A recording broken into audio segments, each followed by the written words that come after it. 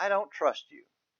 That's pretty much my reaction to most politicians and news media today.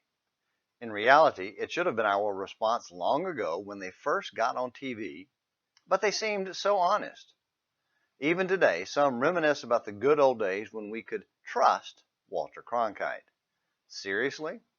I hate to burst your bubble, but he had a bias and shaped the news as much as he reported it. But some would think I shouldn't get away with saying that. Some might even say, I don't trust you to me. And that's okay. You have that right. But how many of us think we could boldly say, I don't trust you to God and get away with it?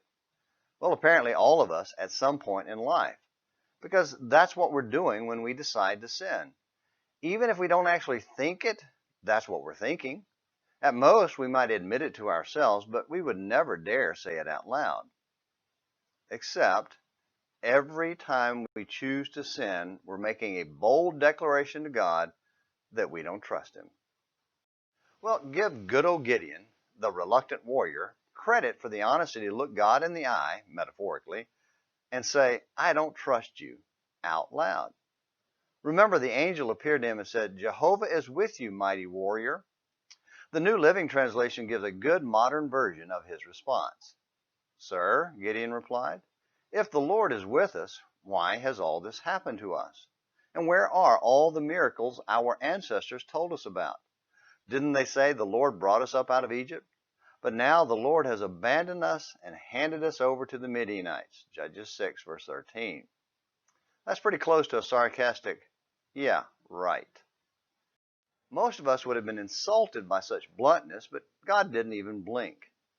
Instead, He graciously ignored it and expanded on His first statement by charging Gideon to go in his strength and save Israel from Midian, verse 14. To which Gideon immediately said, sure, Lord, I'll get right on that. Well, that's the ultra-modern JBM, my translation. In truth, his answer was less sarcastic, but just as unbelieving, when he essentially said no with the old, well, my family is weak, and I'm the weakest member of my family excuse, verse 15.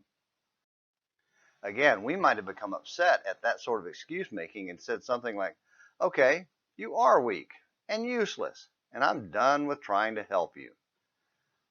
Be grateful God is better than us and believes in us even when we don't believe in ourselves, and He didn't quit.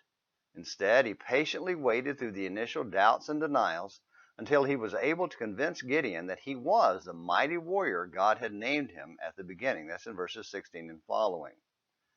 God's patiently waiting for you and me to believe and join the fight on His side. So let's be bold warriors for Him instead of reluctant doubters sitting on the side saying, I don't trust you.